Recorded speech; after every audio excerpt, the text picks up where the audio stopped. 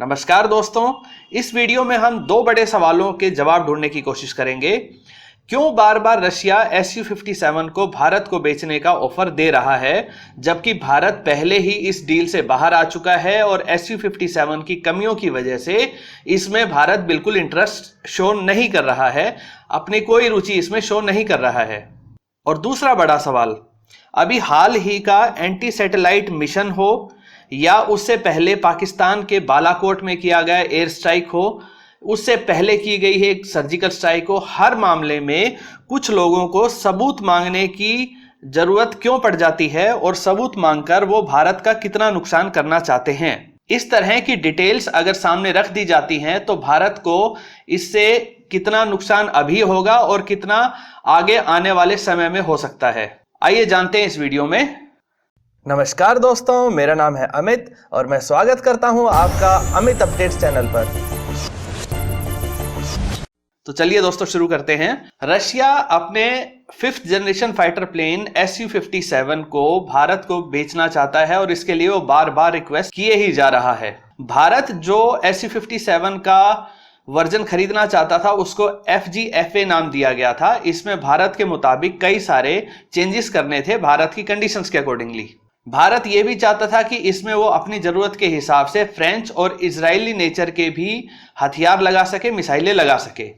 ये सारे बदलाव तो रशिया ने किए नहीं और साथ में उसमें इंजन अपग्रेड के बारे में भी कोई खास जवाब नहीं दिया। इसके स्टेल्थ कैरेक्टर के बारे में भी कोई खास उन्नति नहीं हुई है। स्टेल्थ कैरेक्टर भी इसका कोई बहुत अच्छा नहीं है। फिर भी क्यों रशिया भारत के इतना पीछे पड़ा हुआ है Su-57 को बेचने के लिए? तो इसकी कुछ बड़ी वजह हैं।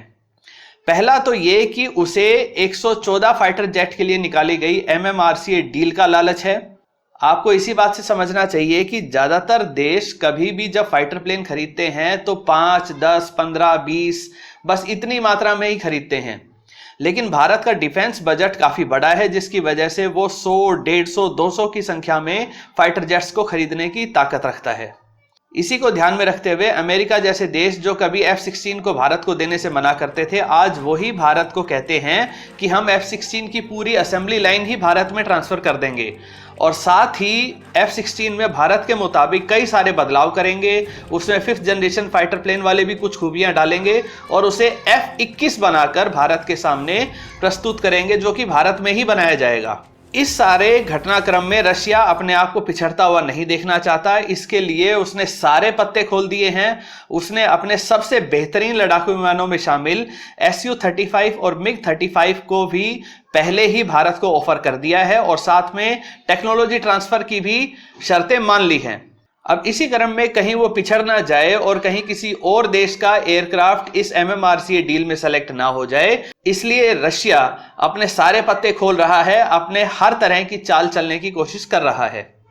दूसरी सबसे बड़ी वजह यह है कि रशिया की इकोनॉमी काफी डाउन है और उसके पास Su-57 के साथ जुड़ी डेवलपमेंट कॉस्ट को सहन करने का बजट अभी नहीं है, जिसके लिए उसे भारत की बहुत बड़ी आवश्यकता है।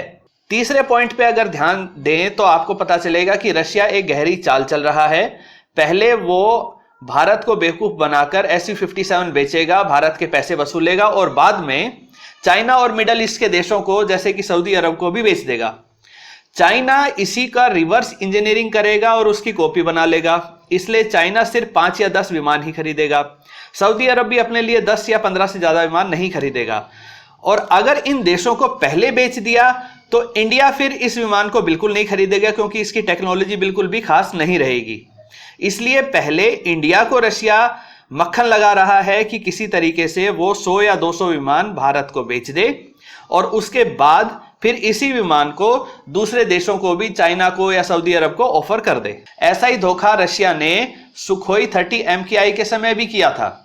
भारत ने लगभग 270 सुखोई 30 MKI की डील रशिया से की थी। रशिया ने भारत को बहुत ही लिमिटेड टेक्नोलॉजी ही दी और बाद में चाइना को भी सुखोई 30 बेच दिया, जिसने इसकी रिवर्स इंजीनियरिंग करके चाइना में इसकी खूब सारी कॉपीज बना ली। अब आप ये देखिए कि इतना महंगा विमान सुखोई 30 MKI जब भारत ने खरीदा तो वो इसीलिए खरीदा था कि इस इलाके में भारत का दबदबा रहे। लेकिन रशिया ने जब चाइना के साथ भी इसी तरह की डील कर ली और ये टेक्नोलॉजी चाइना के पास भी आ गई तो भारत का वो दबदबा इतने पैसे देने के बावजूद भी नहीं रह पाया। साथ में हमें यह भी ध्यान रखना चाहिए कि रशिया कहता है कि आप विमान खरीद लो, लेकिन वो हमें किसी भी तरह की रडार टेक्नोलॉजी, सेंसर्स की टेक्नोलॉजी या इंजन की कोई भी टेक्नोलॉजी नहीं देना चाहता। अगर वो इतना ही भारत को लेकर सीरियस है और भारत के साथ वाकई दोस्ती भी निभाना चाहता है तो उसे ये टेक्नोलॉजी भी भारत के साथ शेयर करनी चाहिए। भारत इसके लिए कीमत भी देता है, भारत डेवलपमेंट कॉस्ट भी देता है, और उसके बाद भी ये अगर टेक्नोलॉजी वो भारत को ना दे तो ये एक तरह से धोखा है। भारत ने SU-57 डील से अलग होने का फैसला बहुत सोच समझकर, अपने सारे नुकसान, अपने सारे फायदों को ध्यान में रखते हुए ही किया है। बढ़ते हैं दूसरे बड़े सवाल की तरफ कि भारत ने अभी हाल फिलहाल में एंटी सैटेलाइट मिशन, जो कि शक्ति प्रोजेक्ट के नाम से जाना जाता है, इसको किया, जिसमें आकाश में 300 किलोमीटर ऊपर उड़ रहे एक उपग्रह को मिसाइल से मार गिराया गया। अब इस मामले में भी भारत के कुछ खास लोग सबूत मांगने पहुंच गए।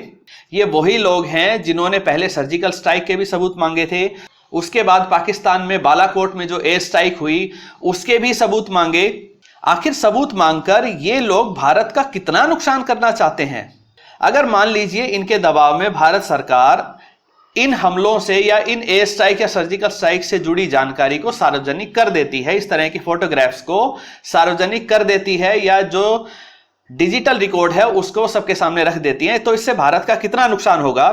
क्या भारत के रडार की क्या क्षमता है, कितनी काबिलियत है और कितनी एक्यूरेसी है, ये दुश्मन देश को नहीं पता लग जाएगा? और क्यों ये लोग भारत को मजबूर कर रहे हैं कि ये सारी चीजें दुश्मन देश को बहुत पहले ही बता दी जाएं? अब आपको एक छोटी सी जानकारी देता हूं कि भारत के ऊपर हमला करने के लिए पाकिस्तान ने F-16 का इस्तेमाल किया, जो कि उसे बहुत ही कम कीमत पर अमेरिका से टेररिज्म से, यानी कि आतंकवाद से लड़ने के लिए मिले थे, किसी देश पे हमला करने के लिए नहीं मिले थे। पाकिस्तान को लगा था कि उसकी ये चाल कभी पकड़ में नहीं आएगी, लेकिन वो भूल गया कि भारत जो अवास्क प्लेन इस्तेमाल करता है उसमें कई सारे इजरायली सेंसर और उपकरण लगे हुए हैं, और इजराइल के पास पहले से ही F-16 है जिसके रडार सिग्नेचर और जिसकी पूरी जानकारी वो अपने उपकरणों में स्टोर करके रखता है। इसलिए भारत ने बहुत आसानी से आवास्क प्लेन के माध्यम से F-16 की मौजूदगी का पता लगा लिया, जिसकी वजह से F-16 अपने निशाने को टारगेट नहीं कर पाए और वापस भागने को मजबूर हो गए थे। अब ये जो लोग हैं जो सबूत मांगते रहते हैं, क्या वो ये चाहते हैं कि इस तरह के प्लेन की कितनी काबिलियत है, कितनी दूर तक की रेंज है, जो इसमें सेंसर्स लगे हैं, भले ही वो भारत के हों या इजराइल के हों, उनकी कितनी काबिलियत है, वो कितने सेंसिटिव हैं? साथ ही जो सैटेलाइट की इमेजरी की मांग करते हैं कि हमारे पास सैटेलाइट है तो तस्वीरें दिखाइए कि कहां उनके विमान गिरे, ऐसे लोगों से आपको पूछना चाहिए कि सैटेलाइट की इमेजेस एक बार देकर इन लोगों का मुंह बंद किया जा सकता है, लेकिन ये बार बार इस तरह के सबूत मांगते रहेंगे। लेकिन एक बार सबूत दिए जाने से दुश्मन देश को यह पता लग जाएगा कि भारत के कौन कौन से सैटेलाइट आकाश में उसकी निगरानी कर रहे हैं, उन सैटेलाइट्स का रेजोल्यूशन कितना है, इस तरह के सैटेलाइट्स रियल टाइम में किस लेवल की पिक्चर्स लेने के काबिल हैं। साथ ही दुश्मन देश को यह भी पता लग जाएगा कि हमारी सेना किस तरह की रणनीति से दुश्मन को धराशायी करती है, इसका खुलासा भी हो जाएगा। और क्या आपको नहीं लगता कि दुश्मन अगली बार क्या और अच्छे से तैयारी नहीं कर लेगा, जिससे ऐसे मिशंस फेल हो जाएंगे? सबूत मांगने वाले लोगों से पूछना चाहिए कि आखिर वो सबूत का करेंगे क्या? क्या वो हमले में मारे गए मानवता के दुश्मन इन आतंकवादियों के घर जाकर उनको मारे जाने के लिए, इस हमले के लिए माफी मांगना चाहते हैं, या ये सबूत मांगने वाले उनका अंतिम संस्कार करना चाहते हैं या उनकी अंतिम क्रिया में शामिल होना चाहते हैं? फैसला आपको करना है। ऐसे लोगों को बढ़ावा देना है या देश हित को ध्यान में रखते हुए देश के बारे में सोचना है। कुछ लोग सरकार को बदनाम करने का अवसर ढूंढते रहते हैं, लेकिन इसी जल्दबाजी में भारतीय मिलिट्री को ही झूठा साबित करने लग जाते हैं और हर तरह के आरोप लगाते हैं। यहां तक कह देते हैं कि पुलवामा हमला भी भारत की सरकार ने करवाया था। यह तो सार्वजनिक जीवन में बहुत नीचे गिर जाने वाली बात है।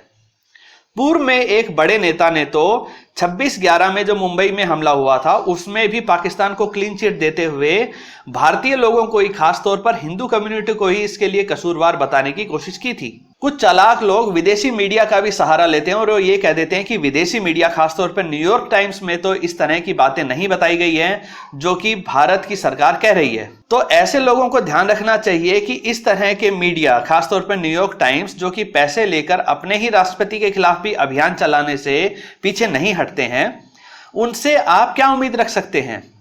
क्या ये विदेशी मीडिया वहां मौजूद था जब बालाकोट में एयर स्ट्राइक हो रही थी? क्या वो अपना कैमरा लेकर वहां सब कुछ शूट कर रहे थे, सारी फोटोएं ले रहे थे? इन विदेशी मीडियाओं को तो तब भी कुछ नहीं पता चला था जब इतने साल तक ओसामा बिन लादेन पाकिस्तान में ही छुपा बैठा था।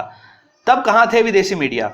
और हां, जब अमेरिका की सरकार ने कार्रवाई करते हुए ओसामा बिन लादेन को ढूंढते हुए उसको पाकिस्तान में मार गिराया था, तब भी ये विदेशी मीडिया ने उसी मिशन के ऊपर सवाल भी उठाए थे, सबूत भी मांगे थे और इसी तरह से कोशिश की थी कि उस मिशन को किसी तरह से झूठा साबित किया जा सके। पाकिस्तान के बालाकोट में की गई एयर स्ट्राइक कितनी सफल रही थी, इस बात का अंदाजा आप इसी बात से लगा सकते हैं कि पाकिस्तान ने एयर स्ट्राइक के अगले दिन ही एयर स्ट्राइक वाली जगह पर रिपोर्टर्स को ले जाने की बात कही थी, लेकिन 1 महीने तक किसी रिपोर्टर को वहां जाने की अनुमति नहीं दी गई। पूरा 1 महीना लगा पाकिस्तानी आर्मी को वहां से सब तरह के सबूत हटाने में और उसके बाद ही जाकर 1 महीने बाद वहां पर गिने चुने अपने पसंद के रिपोर्टर्स को पाकिस्तानी सेना लेके गई ताकि यह दिखाया जा सके कि देखो कोई हमला नहीं हुआ है। दोस्तों, सवाल उठाना हमारा हक है, लेकिन हमें यह भी ध्यान रखना चाहिए कि कौन से सवाल देश को मजबूत बनाते हैं और कौन से सवाल देश को कमजोर करेंगे।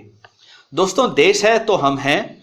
अगर देश को ही खोखला करते जाओगे तो आगे आने वाली जनरेशन को किस हालात में छोड़कर जाओगे? दोस्तों, मैं आपसे रिक्वेस्ट करूंगा कि कमेंट सेक्शन में जरूर बताएं अगर आप मेरी बात से सहमत हैं। अगर आपको वीडियो पसंद आती है तो इसे लाइक करिए, इसे शेयर करिए और चैनल को सब्सक्राइब करना ना भूलें। नमस्कार।